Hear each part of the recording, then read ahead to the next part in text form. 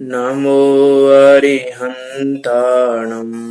नमो सिद्धाणं नमो आयर्याणं नमो वत्सायाणं नमो लोये सविसाहुणम् मंगलम भगवान वीरो मंगलम गौतमो गणी मंगलम कुंद कुंदार्यो जैन धर्मोस्तु मंगलम सर्व मंगल मांगल्यम सर्व कल्याण कारकम प्रदानम सर्व धर्माणां जैनम जयतु शासनम मंगल में मंगल करन बीते राग विज्ञान नमो ताहि जाते भय अरिहंतादि महान करि मंगल करियो महाग्रंथ करन को काज जाते मिले समाज सब पावे निज पद राज सो निज भाव सदा सुखद अपनो करो प्रकाश जो बहुविधि भवे दुखानि को करियह सत्यानाश करियह सत्यानाश नंदीसर के आकृतिम जिन मंदिर अरु जिन बिंब आहा ज्ञान माहि स्थापन करते उछले ज्ञानानंद महा ज्ञानमयी ही हो आराधन सहज पने निष्काम प्रभु तृप्त सदैव रहूं निज में ही और चाहा नहीं शेष विभो तृप्त सदैव रहूं निज में ही और चाहा नहीं शेष विभो। आचार्य कल्प पंडित श्री टोडरमल जी, उनके द्वारा विरचित यह मोक्षमार्ग प्रकाशक नामक अद्भुत ग्रंथ जो कि 9 अधिकारों में निबद्ध है। इसी ग्रंथ के तीसरे अधिकार के माध्यम से हमारी चर्चा चल रही है और आज से शाश्वत अष्टानिका महापर्व भी प्रारंभ हो रहे हैं। यह अष्टानिका महापर्व इन दिनों में चारण निकाय के देव नंदीसर द्वीप में जाकर वहां के अकृत्रिम जिनालों के साक्षात दर्शन पूजन करते हैं। हम भी भक्ति भाव से नंदीसर द्वीप तो जाने की सामर्थ्य नहीं है, लेकिन भावों से तो वहां पहुंच सकते हैं। तो भावों से नंदीसर द्वीप पहुंचकर हम अपने इन 8 दिनों को, अष्टानिका महापर्व के दिनों को अधिक से अधिक धर्म में करें, अधिक से अधिक धर्म में लगाएं। धर्म पूजन में, भक्ति में, स्वाध्याय में, तत्व चिंतन में इत्यादि में अपने समय को व्यतीत करें तो वास्तव में इन पर्वों की सार्थकता है। हमारी चर्चा अभी तीसरे अधिकार के माध्यम से जीवों के दुखों पे चल रही है कि जीव किस प्रकार दुखी है, कर्मों की अपेक्षा कैसे दुखी है और पर्याय की अपेक्षा कैसे दुखी है और पर्याय की अपेक्षा में भी किस पर्याय में कैसा दुख है। उसके अंदर हमारी चर्चा संघी पंचेंद्रिय जीवों के दुखों पे चल रही है और संघी पंचेंद्रिय जीवों के दुखों में भी हमने नरक गति के दुखों को देखा और उसके बाद कल हमने तिर्यंच गति के दुखों को देखा था कि तिर्यंच गति के दुख कैसे हैं कि कोटि जीवते जात ना बने, ये जिनको करोड़ों जीवाओं से कहने में भी कोई समर्थ नहीं है, ऐसे भयंकर दुख तिर्यंच गति में हैं जो हमको तुमको भाषित नहीं होते। हमको तुमको लगता नहीं है कि तिर्यंच दुखी हो रहे हैं लेकिन उनसे पूछा जाए तिर्यंच से तो वही बता सकते हैं, ये सर्व भगवान बता सकते हैं किस प्रकार दुखी हैं वो जीव जो हमको दिखाई देते हैं। संगी पंचेंद्रिय तिर्यंच जीव, चूहा, बिल्ली, कुत्ता आदि, गिलहरी आदि बहुत सारी चीजें हैं, बहुत सारे जीव हैं। तो हमको लगता तो ऐसा है कि भैया इनको क्या दुख है, लेकिन उनको भी दुख बहुत है। पहले कहा था ना, कसाय दिखाई नहीं दे रहे, इसका अर्थ ये नहीं है कि कसाय नहीं है। दुख दिखाई नहीं दे रहा इसका अर्थ ये नहीं दुख नहीं है कि हमको नहीं दिखाई दे रहा है दुख, वो तो दुख को भोग रहे हैं। उनको दुख का आभास है। अरे मनुष्यों में भी, ये मनुष्य गति के दुखों की बात करते हैं तो मनुष्यों की बात करते हैं। देखो मनुष्य गति के दुखों में पंडित टोडरमल जी क्या कह रहे हैं, यदि आपको यदि पढ़ना पीडीएफ पढ़नी हो तो मैं पीडीएफ शेयर कर सकता हूँ, पीडीएफ शेयर कर देता हूँ, इस बार पढ़ना भी हो जाएगा सर।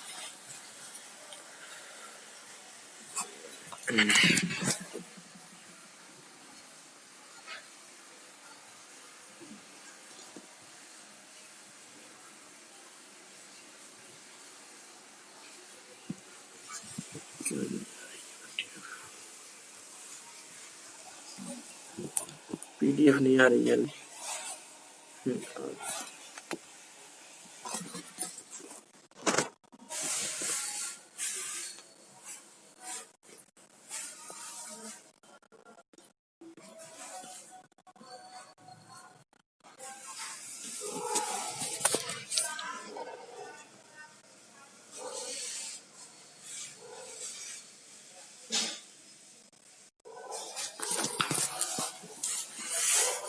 देखो मनुष्य गति के दुखों में पंडित टोडरमल जी क्या कह रहे हैं कि मनुष्य गति में असंख्यात जीव तो लब्धि अपर्याप्तक हैं, वे सम्मूर्छन ही हैं।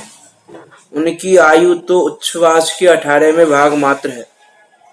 कि मनुष्य गति में भी असंख्यात जीव तो ऐसे हैं जो लब्धि अपर्याप्तक हैं, मीन्स जो श्वास के 18वें भाग मात्र में जन्म मरण करते हैं। कहा लब्धि अपर्याप्तक जीव का कल बताया था, लब्धि अपर्याप्तक जीव जो पर्याप्ति पूर्ण नहीं कर पा रहे हैं। तो ऐसे जीव असंख्यात जीव हैं ऐसे, और उनकी आयु तो कैसी है कि उच्छ्वास के 18वें भाग मात्र है, कि एक श्वास में 18 बार जन्म मरण कर रहे हैं वो भी। देखो 18 बार जन्म मरण का मतलब ये नहीं है कि 18 बार जन्म मरण करेंगे ही, है ना। जो ये लाइन आती है ना, एक श्वास में 10 बार, तो एक श्वास में 18 बार जन्म मरण कर ले ऐसा नहीं है, लेकिन वहां ऐसा कहा गया कि एक श्वास में 18 बार जन्म मरण कर ले, इतना कम काल लगता है उनको, कि हो सकती है देखो 18 बार जन्म मरण करेंगे तो उनके 18 भव पूरे हो जाएंगे, ले हो सकता है कि उनका एक ही भव ऐसा, उसके बाद अगला भव कोई और हो। तो उच्छ्वास का 18वां भाग मात्र आयु कही है ना। एक श्वास में 18 बार जन्म मरण नहीं कहा है। आयु बताइए, आयु कितनी है कि श्वास के 18वें भाग मात्र, कि एक श्वास को 18 भागों में डिवाइड करें तो उसका एक भाग जो समय आएगा उस समय मात्र उसकी आयु है। ऐसे अनेक जीव है तो इतने समय में अपने मनुष्य भव को समाप्त कर रहे हैं। विचार करके देखें, इतना अमूल्य, इतना मूल्यवान मनुष्य भव मिला और श्वास के 18वें भाग मात्र में समाप्त। जो इसको पढ़ लेते हैं एक बार। मनुष्य गति में असंख्यात जीव तो अलब्धि अपर्याप्तक हैं, वे सम्मूर्छन ही हैं। उनकी आयु तो उच्छ्वास के 18वें भाग मात्र है, तथा कितने ही जीव गर्भ में आकर थोड़े ही काल में मरण पाते हैं। उनकी तो शक्ति प्रकट भाषित नहीं होती। उनके दुख एक इंद्रियवत जानना विशेष है, सो विशेष जानना, तथा गर्भजों के कुछ काल गर्भ में रहने के बाद बाहर निकलना होता है। उनके दुख का वर्णन कर्म अपेक्षा से पहले वर्णन किया है वैसे जानना। वह सर्व वर्णन गर्भज मनुष्यों के संभव है अथवा तिर्यंचों का वर्णन किया है उस प्रकार जानना। विशेष यह है कि यहाँ कोई शक्ति विशेष पाई जाती है तथा राजा आदिकों के विशेष सत्ता का उदय होता है, तथा क्षत्रिय आदि को उच्च गोत्र का भी उदय होता है, तथा धन कुटुंब आदि का निमित्त विशेष पाया जाता है, इत्यादि विशेष जानना। देखो क्या कह रहे हैं पंडित टोडरमल जी यहाँ पे, कि मनुष्य गति में असंख्यात जीव तो लब्धि अपर्याप्तक है। उनकी आयु तो श्वास के 18वें भाग मात्र है, मतलब वो अपना मनुष्य भव श्वास के 18वें भाग मात्र में समाप्त कर दे रहे हैं। विचार करके देखो, मनुष्य आयु, एक तो मनुष्य पर्याय का बंधना, मनुष्य आयु का मिलना वो कितना दुर्लभ है, उसकी बात हमने की थी पहले। अरे मनुष्य पर्याय की बात तो दूर, 10 पर्याय को पाना कितना दुर्लभ है। पंडित दौलतराम जी ने 6 की पहली डाल में चिंतामणि रत्न की प्राप्ति की दुर्लभता 10 पर्याय की दुर्लभता से बताई कि जैसा चिंतामणि रत्न को पाना दुर्लभ है वैसा 10 पर्याय को पाना दुर्लभ है। और जब 10 पर्याय को पाना इतना दुर्लभ है तो संगी पंचेंद्रिय पर्याय को पाना कितना दुर्लभ होगा। और संगी पंचेंद्रिय पर्याय को पा भी लिया तो उसमें नरक तिर्यंच गति भरी पड़ी है, उसमें भी मनुष्य गति का मिलना कितना दुर्लभ है। और उस जीव ने इतनी दुर्लभता पार कर ली और उसके बाद उच्छ्वास के 18वें भाग मात्र आयु मिली। बताओ, भव चला गया, पूरा मनुष्य भव चला गया उसका एक श्वास के 18वें भाग मात्र में। तो उनकी आयु तो उच्छ्वास के 18वें भाग मात्र है।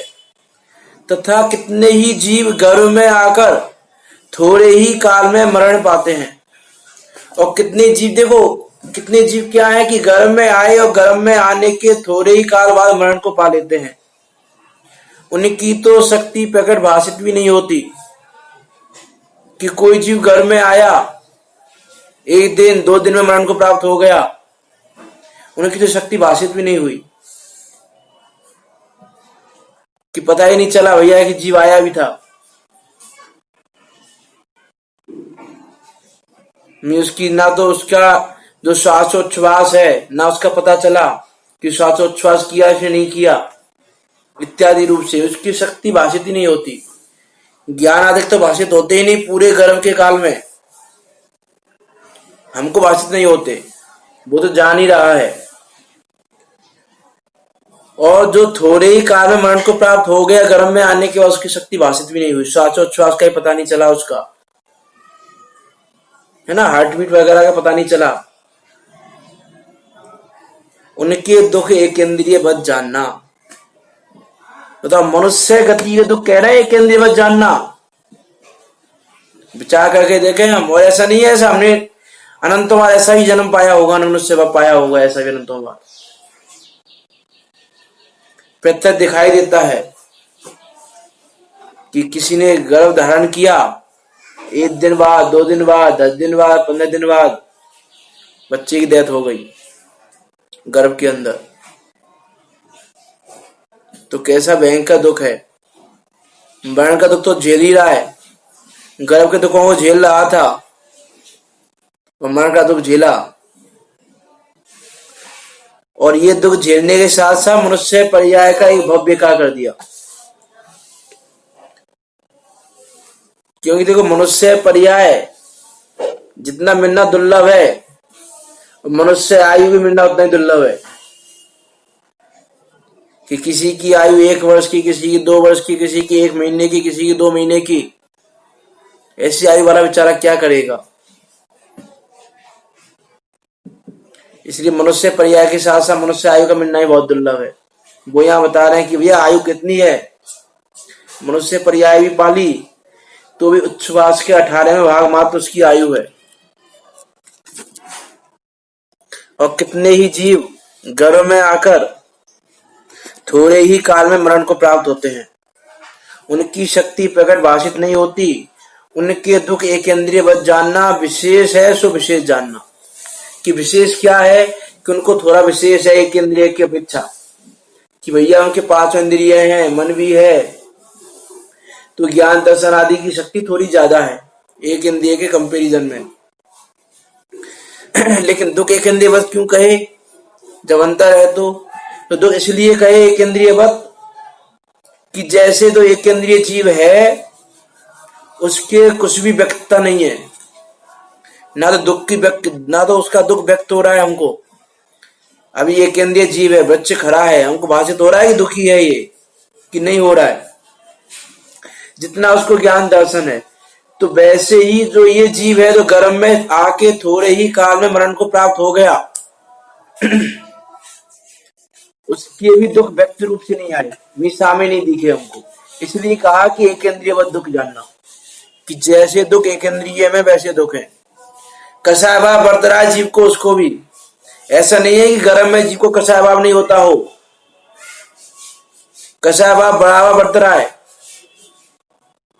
लेकिन वो कसाय भाव दिखाई नहीं दे रहा है।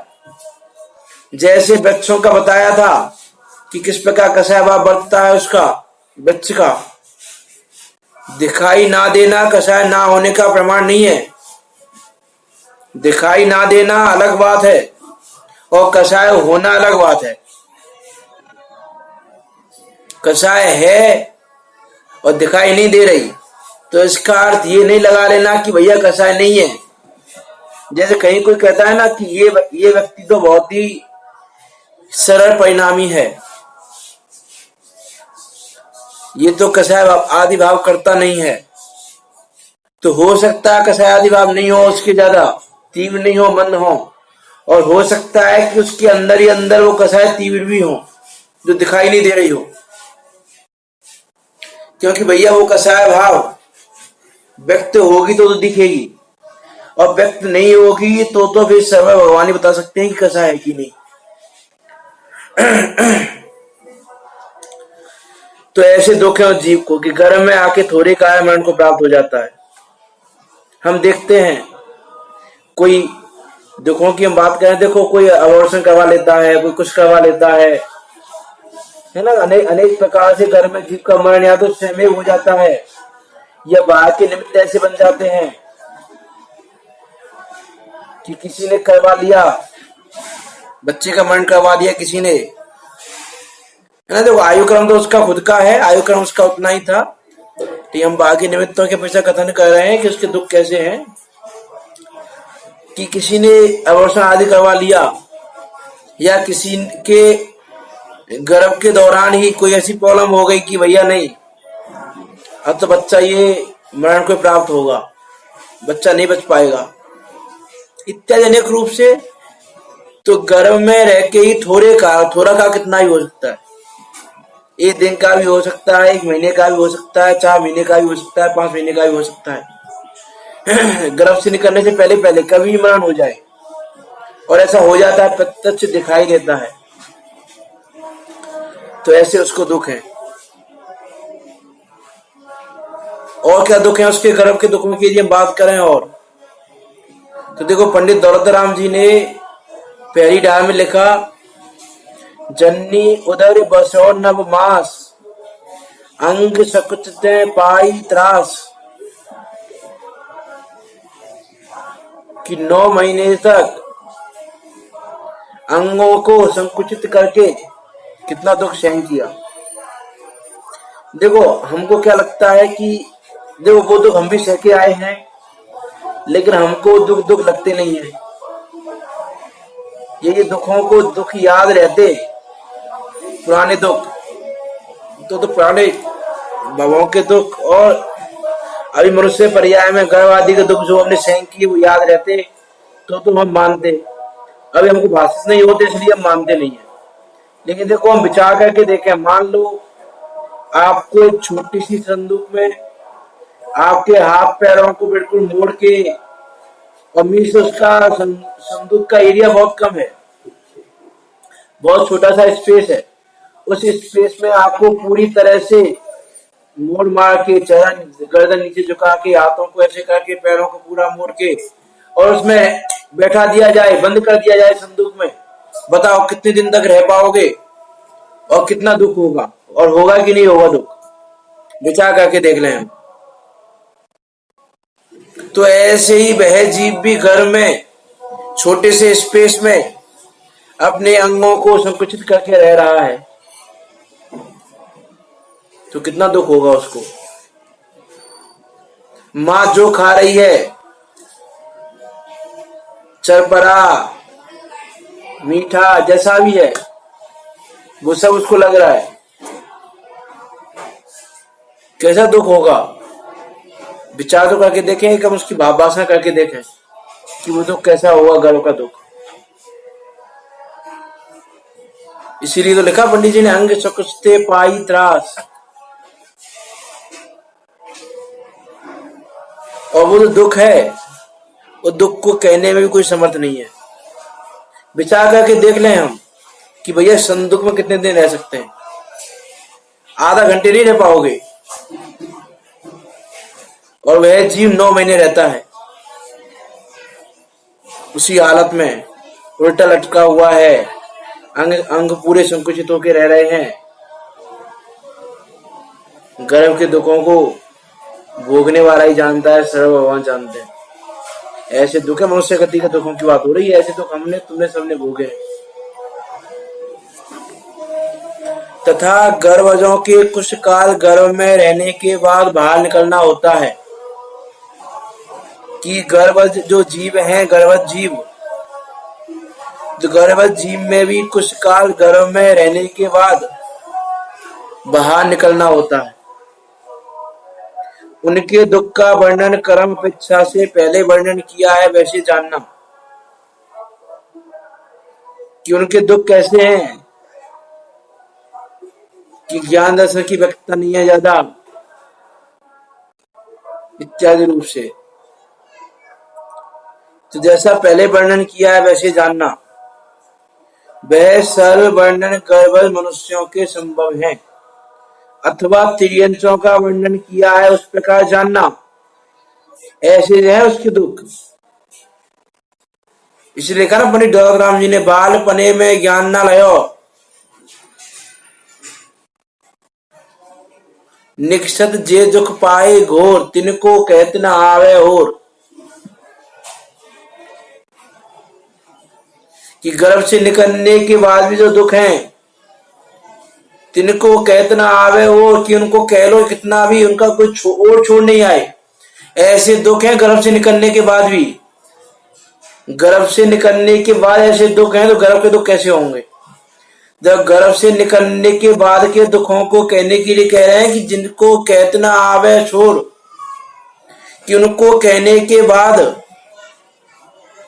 कहते जाओ कहते जाओ कहते जाओ, कोई और छोड़ नहीं है दुखों का। ऐसे दुख है गर्भ से निकलने के बाद भी। निक्षत जे दुख पाए घोर, तिनको कहत ना आवे हो। और बालपने में ज्ञान ना लो, तो कैसा है बालकपना कि उसमें ज्ञान नहीं रहा।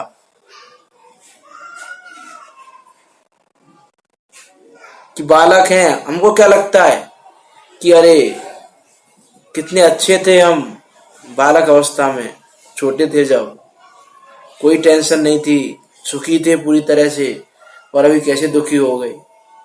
अरे भैया उन बच्चों से पूछो कितने दुख हैं, कितने दुख है उसको। बेचारा दर्द हो रहा है बॉडी में, कहीं पेट में दर्द हो रहा है, कुछ हो रहा है, कह नहीं सकता, कहने की सामर्थ्य नहीं, दर्द को सह रहा है।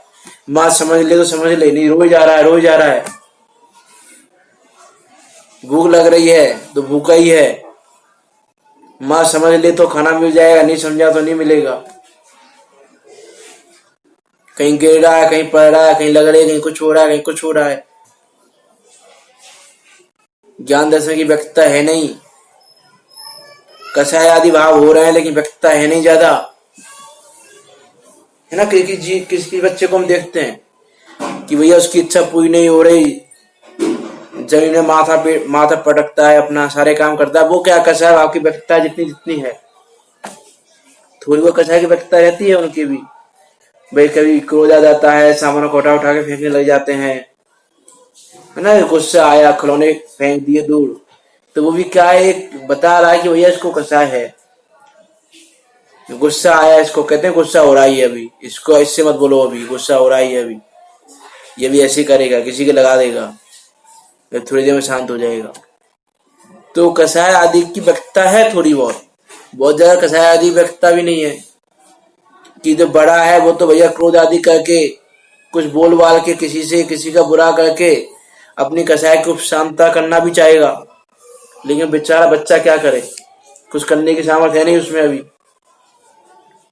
तो इत्यादि रूप से अनेक दुख हैं, हम उसको प्रत्यक्ष दिखाई देते हैं, उसका विचार कर सकते हैं, उसमें कोई विशेष नहीं है, क्योंकि वो सारे दुख हमको दिखाई दे रहे हैं। हर घर में बच्चे हैं, हर घर में दिखाई दे रहा है। तो गर्भजों के कुछ काल गर्भ में रहने के बाद बाहर निकलना होता है। उनके दुख का वर्णन कर्म अपेक्षा से पहले वर्णन किया है, वैसे जानना। वह सर्व वर्णन गर्भज मनुष्यों के संभव है, अथवा तिर्यंचों का वर्णन किया है, इस प्रकार जानना। विशेष यह है कि यहाँ कोई शक्ति विशेष पाई जाती है, राजा आदिकों के विशेष सत्ता का उदय होता है, क्षत्रिय आदिकों को उच्च गोत्र का भी उदय होता है और विशेष कुटुंब आदि का निमित्त विशेष पाया जाता है इत्यादि विशेष जानना। कि मनुष्य पर्याय में कुछ शक्ति विशेष पाई जाती है, जो राजा आदिक हैं उनके सत्ता का विशेष उदय पाया जाता है, जो क्षत्रिय आदिक हैं उनको उच्च गोत्र पाया जाता है ना। गोत्र कर्म का तो दुख था, उसमें उच्च गोत्र मिल गया। विशेष कुटुंब आदि का निमित्त विशेष पाया जाता है इत्यादि विशेष जानना। देखो उच्च गोत्र मिल गया तो गोत्र कर्म संबंधी दुख मिटा कि नहीं मिटा। देखो हमने गोत्र कर्म के दुख में बात की थी कि भैया दो गोत्र हैं, एक नीच गोत्र है और एक उच्च गोत्र है। अब नीच गोत्र वाला तो दुखी क्यों है कि भैया नीचा गोत्र मिला, लेकिन यहाँ पर कह रहे हैं कि मान लो क्षत्रिय आदिक हैं उनको उच्च गोत्र का भी उदय होता है, तो उच्च गोत्र मिल गया, तो उच्च गोत्र मिलने पर गोत्र कर्म संबंधी दुख दूर हुआ कि नहीं हुआ। आप में से कोई बताए, रेजेंट करें कि उच्च गोत्र मिलने पर गोत्र कर्म संबंधी दुख दूर हुआ कि नहीं हुआ। कोई भी बताएं।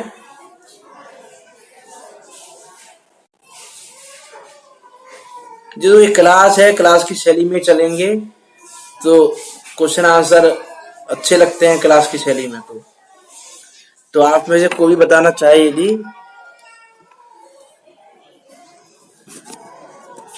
हाँ अनम्यूट करता हूँ। हाँ बताइए, आपको अनम्यूट कर दिया है। हाँ हेलो, हाँ बोलिए। हाँ नहीं, कर्म तो है, लेकिन उच्च गोत्र मिल गया तो गोत्र कर्म संबंधी तो कैसे होगा।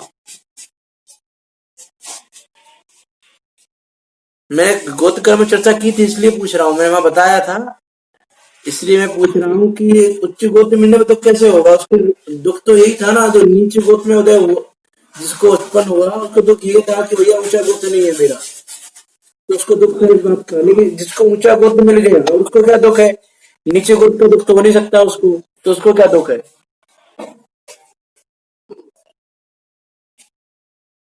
दुख है कि नहीं फिर गोत्र कर्म संबंधी।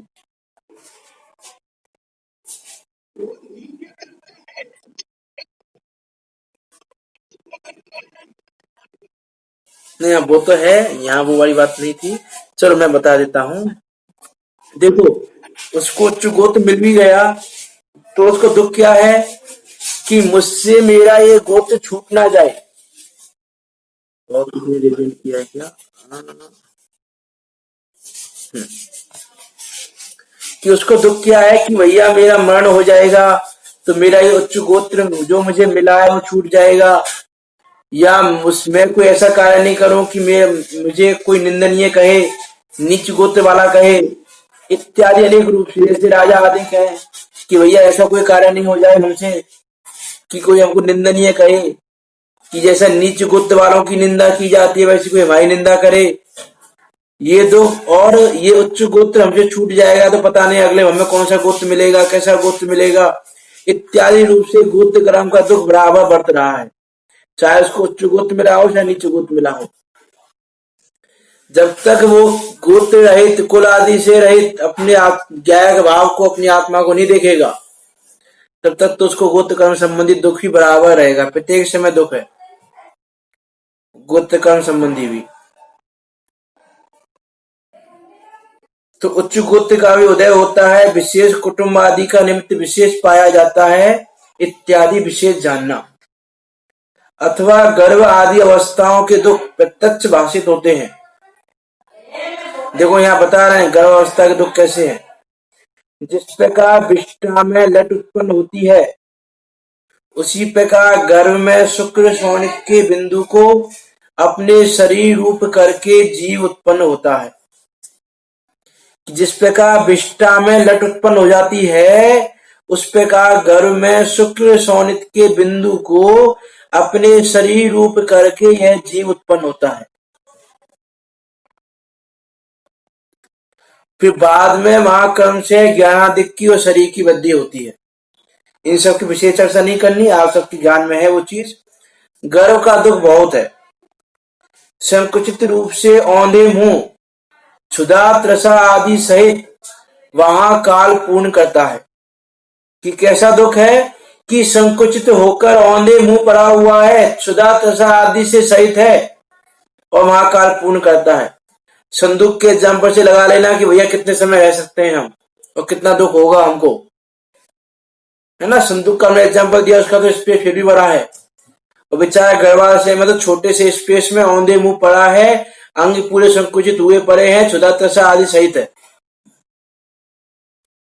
और जब बाहर निकलता है तब बाल्यावस्था में महादुख होता है। कोई ऐसा कहते हैं कि बाल्यावस्था में दुख थोड़ा है, सो ऐसा नहीं है, किंतु शक्ति थोड़ी होने से व्यक्त नहीं हो सकता।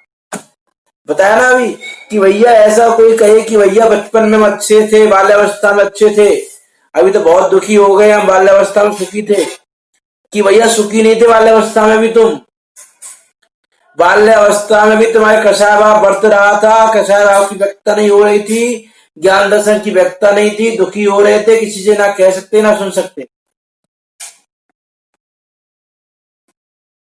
हमको क्या लगता है कि बच्चा रोता रहता है, रोता रहता है, बेमतलब रोता रहता है। भैया उसको दुख है इसलिए रो रहा है, बेमतलब कोई नहीं रोता। आप पर हम रोते हैं क्या बेमतलब, कि नहीं रोते बेमतलब? जब दुखी होते हैं तो रोते हैं, तो रोना आता है। तो बच्चा भी रोता है तो दुख की वजह से होता है, उसका कोई ना कोई दुख है इसलिए रो रहा है। और वो दुख कैसा भी हो सकता है, उसकी इच्छा पूरी ना हो रही हो, वो कुछ कहना चाह रहा है कह नहीं पा रहा है, इत्यादि अनेक रूप से उसके दुख हो सकते हैं। तो बाल्यावस्था में दुख कैसे कहे, बताया ना ऊपर, तिर्यंचों का वर्णन किया वैसा जानना, एक इंद्रिय जानना, विशेष है सो विशेष जानना। कि कोई कहते हैं कि बाल्यावस्था में दुख थोड़ा है, सो ऐसा नहीं है, किंतु शक्ति थोड़ी होने से व्यक्त नहीं हो सकता। जैसे एक इंद्रिय जीव की शक्ति बहुत कम है इसलिए व्यक्त नहीं हो रहा है दुख, वैसे ही बाल्यावस्था में भी शक्ति कम है इसीलिए वो दुख व्यक्त रूप से दिखाई नहीं दे रहे। देखो ऐसा होता है ना, हम कहते हैं कि देखो इसके बच्चे कितने अच्छे हैं, रोते नहीं है, हंसते रहते हैं, हंसमुख हैं, किसी पे चले जाते हैं रोते नहीं है बहुत ज्यादा। और किसी के बारे में क्या कहते हैं, अरे इसका बच्चा तो बहुत ज्यादा रोता रहता है, भैया उसको दुख थोड़ा ज्यादा है इसलिए रोता रहता है, उसको दुख कम है इसलिए नहीं रो रहा है ज्यादा। या हम कहें कि उसको थोड़ा छाता बीतने का उधर ज्यादा चल रहा है और ये बच्चे को छाता बीतने का उधर थोड़ा ज्यादा है, ऐसा नहीं दुख नहीं है, दुख तो उसको बराबर है, लेकिन कंपेरिजन में कम ज्यादा हो सकता है। तो बाल्यावस्था का दुख भी बहुत है कि देखो, निकसत जे दुख पाए गो तिनको कहतना आवे और बाल बने में ज्ञान ना रहो। ऐसा दुख है बालक बने में। बाद में व्यापार आदि को विषय इच्छा आदि दुखों की प्रकटता होती है। जब बाद में वह जीव थोड़ा बड़ा हो जाए तो फिर उसकी इच्छा आदि प्रकट होती है, दुख प्रकट होता है उसका, तो हमको क्या लगता है कि हम दुखी हैं। बचपन में तो हम सुखी थे और अभी हम दुखी हैं, ऐसा हमको लगता है। क्या देख के लगता है हमको ऐसा? किसी बच्चे को देख कर लगता है हमको ऐसा कि भैया देखो ये बच्चा कितना सही है, कोई टेंशन नहीं है इसको। अरे उसकी टेंशन वो जानता है, उसकी टेंशन हम नहीं जान सकते, उसकी टेंशन वो ही जानता है।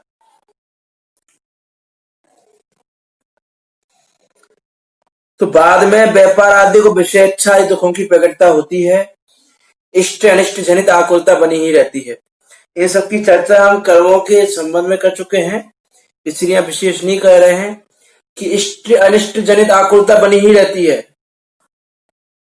वेदनीय कर्म में हम और मोहनीय कर्म में विस्तृत चर्चा की थी इष्ट अनिष्ट की भी, कि इष्ट पदार्थों को रखने की, अनिष्ट पदार्थों को दूर करने की इसकी इच्छा कंटिन्यू प्रवर्तमान हो रही है। किस प्रकार इष्ट संयोगों को अपने पास रखा जाए, किस प्रकार इष्ट संयोगों को दूर किया जाए, इष्ट संयोगों का वियोग कैसे रोका जाए, अनिष्ट पदार्थों का संयोग कैसे रोका जाए, लेकिन वहां ने बात की थी भैया ऐसा करना तेरे आधीन नहीं है, और संसार में इष्ट अनिष्ट नाम की कोई वस्तु नहीं है। उसको हमने उदाहरणों के माध्यम से देखा भी था वहां पर,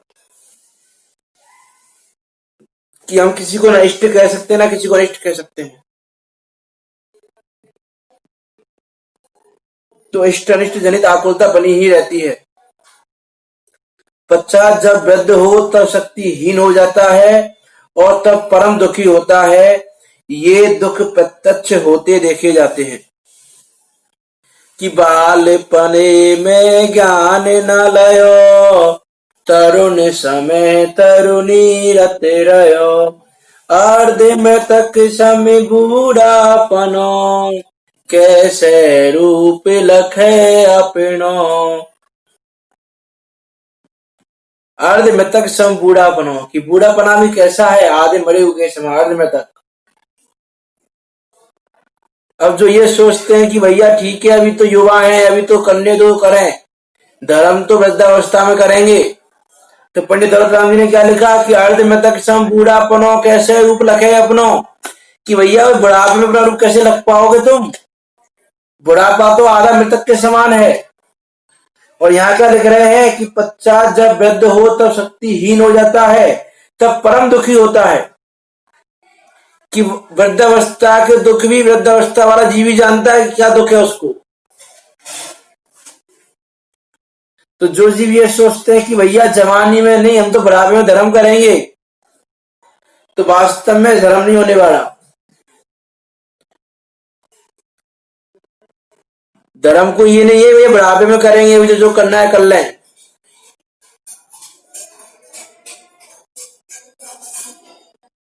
और जो व्यक्ति ऐसा सोचता है वास्तव में वो बुढ़ापे में धर्म कर भी नहीं पाता।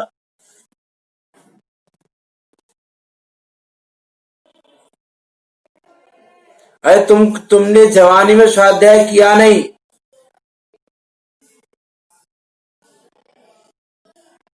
तुमने देवशास्त्र गुरु को जाना नहीं, अब वृद्धावस्था में कैसे जानोगे, क्योंकि ज्ञान भी हीन हो जाता है।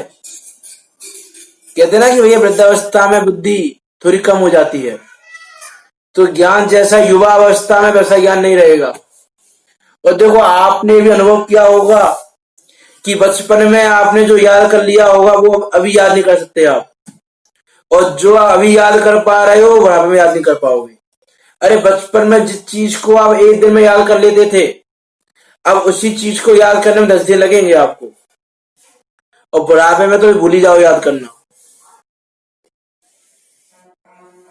इसलिए कहते हैं ना कि भैया विद्या कंठ की और द्रव्य गांठ की काम आती है।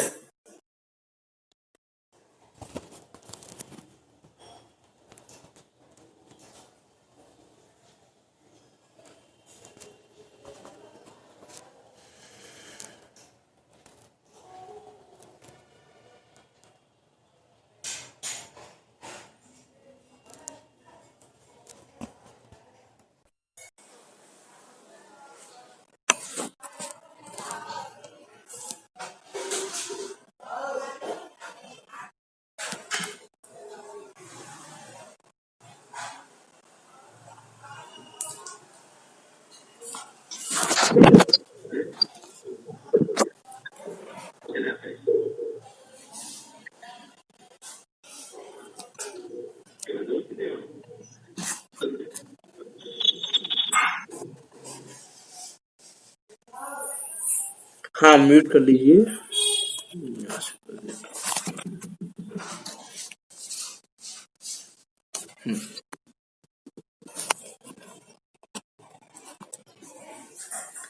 हाँ तो बात चल रही थी हमारी कि हाँ कि हम जितना बचपन में याद कर सकते थे उतना अभी याद नहीं कर पाएंगे, और जितना अभी याद कर सकते हैं उतना बुढ़ापे में याद नहीं कर पाएंगे। स्मरण शक्ति भी कमजोर होती जाती है। किसी का 6 विशेष हो ज्ञान का तो भी इतना तो नहीं रहता जितना युवा अवस्था में रहता। तो जो ये सोचे कि भैया बुढ़ापे में धर्म कर लेंगे, अरे बुढ़ापे में तुम्हारी आंखें कमजोर हो जाएंगी, ना तुम पढ़ पाओगे, ना तुम जिनेन्द्र देव के दर्शन कर पाओगे अच्छे से। अभी दर्शन कर लो, अभी जिनेंद्र देव के रूप को अपनी आंखों में इतना बसा लो कि कल को यदि आंखें खराब भी हो जाएं तो जिनेंद्र देव का रूप विस्मरण ना हो उसका। इतना जिनेंद्र देव के रूप को इतना देख लो युवावस्था में। अरे जिनवानी माँ को इतना पढ़ लो कि कल को तुम्हारी पढ़ने की शक्ति कम हो जाए, स्मरण शक्ति कम हो जाए तो जो पहले का पढ़ा है वो इतना तो रहे कि भैया तत्व चिंतन कर सको। पढ़ना नहीं हो पा रहा लेकिन बिना पढ़े तत्व चिंतन कर सको। अरे पढ़ने की शक्ति कम हो गई, दिखना कम हो गया तो कैसे पढ़ोगे जिनवाणी को, कैसे समझोगे जिनवाणी को? युवा अवस्था में समझा होगा, पढ़ा होगा तो तत्व चिंतन हो पाएगा, नहीं तत्व चिंतन नहीं हो पाएगा। और ये बात मैंने पहले भी कही थी कि समाधि मन में उसका होता है, इसका पूरा जीवन समाधि में होता है। ऐसे ही बुढ़ापे में भी धर्म वही कर पाता है जिसने पहले धर्म किया हो। ये कैसे कर पाएगा? हाथ पे काम नहीं कर रहे, ना मंदिर जा पाएगा ना कहीं जा पाएगा। इसलिए जिसकी ऐसी मान्यता है कि भैया हम तो बुढ़ापे में करेंगे, वो बुढ़ापे में कुछ नहीं कर पाएंगे। इसलिए यहाँ कह रहे हैं कि जब वृद्ध हो तब शक्तिहीन हो जाता है और तब परम दुखी होता है। ये दुख प्रत्यक्ष होते देखे जाते हैं, प्रत्यक्ष दिखाई देते हैं, तो फिर भी जीव विचार नहीं करता इस चीज का। दिखाई दे रहे हैं हमको खूब, लेकिन फिर भी क्या कहता है कि वे बुढ़ापे में करेंगे, बुढ़ापे में करेंगे। अरे बुढ़ापे में करेंगे, तुमको पता है कि बुढ़ापा आ पाएगा कि नहीं आ पाएगा? आयु क्रम तुम्हारा पता चला युवा अवस्था में समाप्त हो गया तो ये विचार करके देखें हम। जैसे वो कहानी आती है युधिष्ठिर की कि भैया एक व्यक्ति दान शाम को आया दान लेने के लिए, तो युधिष्ठिर ने बोल दिया कि भैया कल सुबह आना, कल सुबह दान देंगे। तो भीम ने जोर जोर से ढोल नगाड़े बजाना स्टार्ट कर दिया। पूछा उन्होंने भैया क्यों बजा रहे हो? बोला भैया मेरे भाई युधिष्ठिर ने मृत्यु को जीत लिया है, मृत्यु को जीतने की खुशी में मैं ढोल नगाड़े बजा रहा हूं कि मेरे भाई ने कहा है उससे कि कल सुबह आना, कल सुबह दान दूंगा। मतलब मेरे भैया ने एक रात के लिए मृत्यु को जीत लिया है। क्या मैं सिर्फ कहानी का कि भैया आयु कर्म का क्या भरोसा? पता चला अभी जीवित हैं और 1 मिनट बाद मरण हो गया। सुनने में आता है बहुत लोगों का कि भैया ये तो खूब चल फिर रहा था, अभी 5 मिनट पहले तो बात की थी हमने इससे, खूब अच्छा था, हष्ट था, खूब बोल चाल रहा था, इसका मरण कैसे हो गया? कि भैया जब आयु कर्म पूरा होना तो कुछ ना कुछ हो ही जाता है। इसलिए बुढ़ापे के भरोसे नहीं बैठे हम, है ना, उसकी चर्चा हमको यहाँ नहीं करनी। तो बच्चा जब वृद्ध हो तो शक्तिहीन हो जाता है और तब परम दुखी होता है। ये दुख प्रत्यक्ष होते देखे जाते हैं। हम बहुत क्या कहें, प्रत्यक्ष जिसे भाषित नहीं होते वे कहे हुए कैसे सुनेगा? क्या कह रहे हैं पंडित टोडरमल जी कि हम बहुत क्या कहें, कहां तक कहें दुखों को भी, प्रत्यक्ष जिसको भाषित नहीं हो रहा है वो कहे हुए कैसे सुनेगा? अरे जो प्रत्यक्ष दिखाई दे रहा है उसको वो मान नहीं रहा है तो कहा हुआ कैसे मानेगा? कितना कहें हम कि हम बहुत क्या कहें, प्रत्यक्ष जिसे भाषित नहीं होते वे कहे हुए कैसे सुनेगा? किसी के कदाचित किंचित साता का उदय होता है सो है, और तीर्थंकर आदि पद मोक्ष मार्ग प्राप्त किए बिना होते नहीं है। इस प्रकार मनुष्य पर्याय में दुख ही है कि किसी के कदाचित किंचित साता का उदय होता है ना। तो यहां भी कदाचित किंचित लिखा कि भैया हर किसी को हर समय साता का उदय नहीं रहता। मनुष्य में भी बहुत सारे जीव दुखी दिखाई देते हैं, दुखी देखे जाते हैं, साता का उदय हर किसी को नहीं है। जैसे हम विचार करके देखें अभी लॉकडाउन के समय में कितने मजदूर आदि इधर से उधर 100-100 हजार-हजार किलोमीटर पैदल चल रहे हैं, भूखे प्यासे नंगे पैर चल रहे हैं, रास्ते में मृत्यु हो रही है, किसी की कुछ हो रहा है, और अपन लोग घर में शांति से बैठे हैं। विचार करके देख कितने मजदूर थे ऑल ओवर इंडिया में, जो इधर से उधर जा रहे हैं, भाग रहे हैं, भूखे प्यासे हैं। कितने जीवों को सत्ता का उदय बरत रहा है, और हम साता के उदय में बैठे हैं। साता का उदय कब चला जाए पता नहीं चलेगा, कि आज हमको साता का उदय है, हम शांति से जी पा रहे हैं, अनुकूलताएं हैं, तो ऐसी अनुकूलता में धर्म कर लो, जिनवाणी को पढ़ लो, स्वाध्याय कर लो, तत्व चिंतन कर लो। ये साता का उदय कब चला जाए पता नहीं चलेगा, और असाता के उदय में तुम कर नहीं पाओगे। अभी हमारी इतनी सामर्थ्य नहीं है साता के उदय में भी कर लें। वो सामर्थ जगेगी तब जगेगी। अभी साता का उदय मिला हुआ है, साता के उदय में तो कम से कम धर्म ध्यान कर लें। यह जीव साता के उदय को तो मौज मस्ती में बिता देता है, और असाता का उदय आता है दुखी होता है, फिर इसको देवशास्त्र गुरु की आ जाती है। लेकिन भैया जो काल था वास्तव में, उस काल को गवा दिया तुमने विषय भोगों में, और साता के उदय में क्या करोगे। इसलिए साता के उदय का तो भरपूर उपयोग कर ही लेना। और साता का उदय भी कदाचित आता है, हमेशा नहीं रहता, कदाचित होता है, किंचित होता है। क्योंकि पंचम काल में ये इतना निकृष्ट काल है कि इसमें साता का उदय बहुत ज्यादा नहीं है किसी को। वही साता का उदय लिमिटेड है। साता का उदय बताओ, जो साता का उदय कहाँ है, साक्षात गुरु नहीं मिल रहे। और अभी तो देखो वर्तमान में मंदिरों के दर्शन नहीं मिल रहे जिनेन्द्र देव के। ऐसा निकृष्ट काल है, ऐसा हमारा पुण्यहीन है। लेकिन जितना भी है उतने में धर्म ध्यान तो हम कर ही सकते हैं। साता का उदय इतना तो भी हमको है। तो यहाँ कह रहे हैं कि किसी के कदाचित किंचित साता का उदय होता है, सो आकुलता में है। साता का उदय आकुलता में कैसे हो सकता है। यहाँ कह रहे हैं साता का उदय होता है सो आकुलता में है, कि साता के उदय को आकुलता में नहीं कह रहे हैं। वो क्या कह रहे हैं, कदाचित किंचित साता का उदय होता है। तो मैक्सिमम टाइम तो साता का उदय होता है, इसलिए आकुलता में ही है पूरा जीवन। और यह जीव साता के उदय में भी दुखी होता है। दूसरे शब्दों में कहें, साता का उदय भी आकुलता में है। साता का उदय आकुलता में कैसे है, कोई बताएगा आप में से, कि साता का उदय भी आकुलता में कैसे है। और साता का उदय आकुलता में है तो फिर आकुलता से रहित क्या होगा। हाँ, आपको अनम्यूट करता हूं।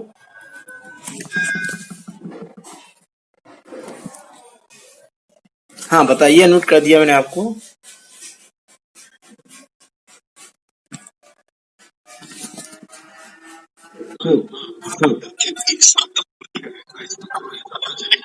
बिल्कुल बिल्कुल, बराबर बराबर। कि साता के उदय में जो इष्ट संयोग हमको मिल गए, अनुकूल संयोग मिल गए, अनुकूलता मिल गई। अब ये अनुकूलता बनी रहे, ये अनुकूलता हमसे दूर ना हो जाए। ये जो हमको इष्ट संयोग मिले हैं, ये इष्ट संयोग हमसे दूर ना हो जाए, इसलिए ऐसे दुखी रहता है। अब प्रत्येक समय इसके लिए उपाय करता रहता है। जैसे हमने एक बार पहले ही बात की थी कि जैसे पैसा है कि भैया अभी साता का उदय चल रहा है, पैसा का उदय नहीं आया, पैसा नहीं मिल रहा है, तो जीव दुखी हो रहा है। और पैसा मिल गया साता के उदय में तो जीव सुखी हो गया क्या, कि नहीं। साता का उदय बढ़ रहा है, पैसा आ रहा है, लेकिन अब पैसे को बचाने की चिंता है।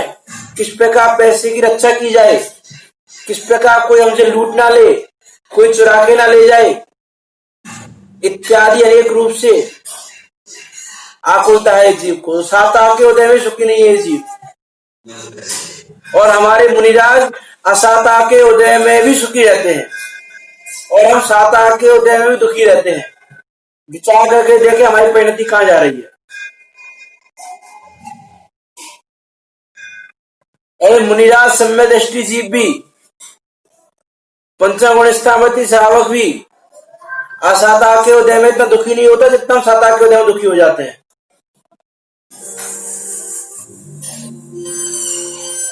क्योंकि भैया वो जानता है कि साता साता का तो पहिया है, घूम रहा है।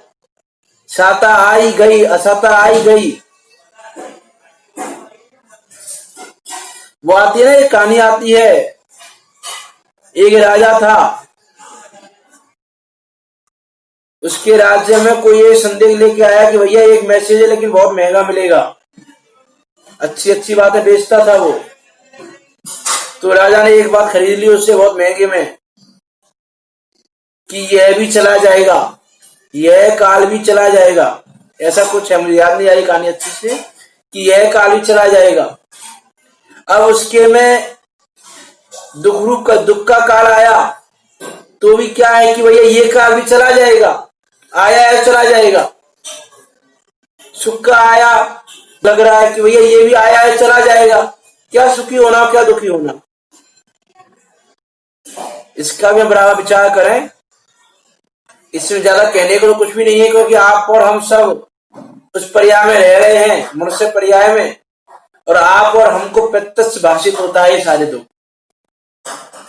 बाकी हमने मनुष्य पर्याय की अपेक्षा की चर्चा हमने कर्मों में की है पूरी। 11वां 10वां में चर्चा हमने मनुष्य की अपेक्षा की, मोहिनी हमने अपेक्षा मनुष्य की अपेक्षा की हम किस प्रकार दुखी हो रहे हैं।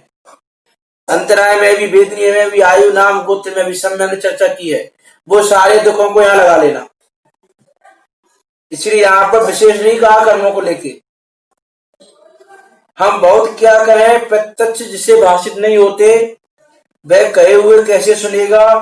किसी के कदाचित किंचित साता का उदय होता है, सो आकुलता में है, और तीर्थंकर आदि पद मोक्ष मार्ग प्राप्ति किए बिना होते नहीं है। इस प्रकार मनुष्य पर्याय में दुखी है कि भैया जो पद है तीर्थंकर आदि पद, वो तो मोक्ष मार्ग में ही होते हैं, उसके बिना होंगे नहीं। जब तक जीव मोक्ष मार्ग में नहीं लगेगा तब तक वो पद मिलेंगे नहीं, है ना। जो पद है जिन पद में साता का उदय बहुत ज्यादा है, असाता का उदय बहुत कम है, ऐसे पद, वो पद तो हमको मिल ही नहीं रहे अभी, वो पद तो मोक्ष मार्ग में मिलते हैं। तो इस प्रकार यह जीव प्रत्यक्ष दुखी दिखाई दे रहा है और महादुखी है मनुष्य भी। कि जो हमको लगता है कि भाई मनुष्य तो बहुत सुखी है, हम तो बहुत सुखी हैं, कि भाई सुखी नहीं हो तुम, वो सुखावास है। और सुखावास कैसा है उसकी हमने बात की थी, मेघमरीचिका की तरह। जैसे तो मिराज इफेक्ट होता है, पानी दिखाई दे रहा है, पानी है नहीं, ऐसे सुख दिखाई दे रहा है, सुख है नहीं। इस प्रकार विचार करते हुए हमको इस संसार रूपी दुख संसार में नहीं रहना। यह संसार सिर्फ और सिर्फ दुख का ही सागर है। इसमें पल पल में, प्रत्येक समय, प्रत्येक जगह दुख ही दुख भरा हुआ है। जैसे सागर में जली जल भरा हुआ है, वैसे संसार में दुख ही दुख भरा हुआ है। इसलिए संसार से मुक्ति का उपाय करें, उसके लिए पुरुषार्थ करें, तभी वास्तव में इस स्वाध्याय करने की मनुष्य पर्याय को पाने की सार्थकता होगी। मनुष्य गति के दुखों की चर्चा भी हम और करेंगे कल। अभी किसी की कोई शंका हो तो पूछ सकते हैं।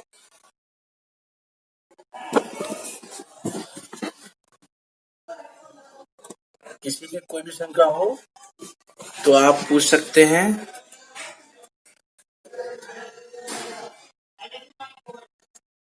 आप अपने को अनम्यूट कर सकते हैं रेज हैंड किए बिना भी, और पूछ सकते हैं। हाँ राजेश जी, आप कुछ पूछना चाह रहे थे शायद, आपने रेज हैंड किया था। हाँ बोलिए।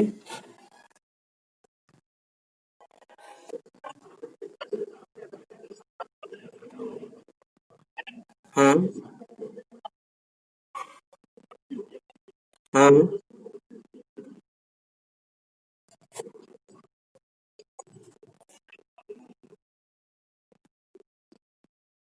हाँ बराबर।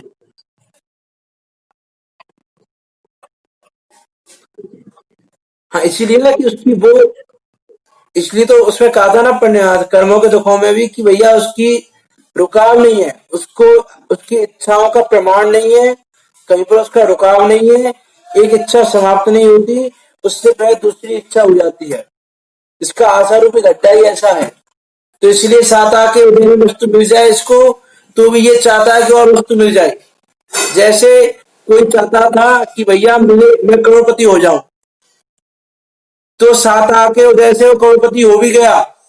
तो अब वो क्या चाहता है कि मैं अरबपति हो जाऊं, और जो करोड़पति हुआ हूं, जो करोड़ रुपया आया है, वो करोड़ रुपया को लूट ना ले, कोई चुरा के ना ले जाए, और अरबपति हो जाऊं।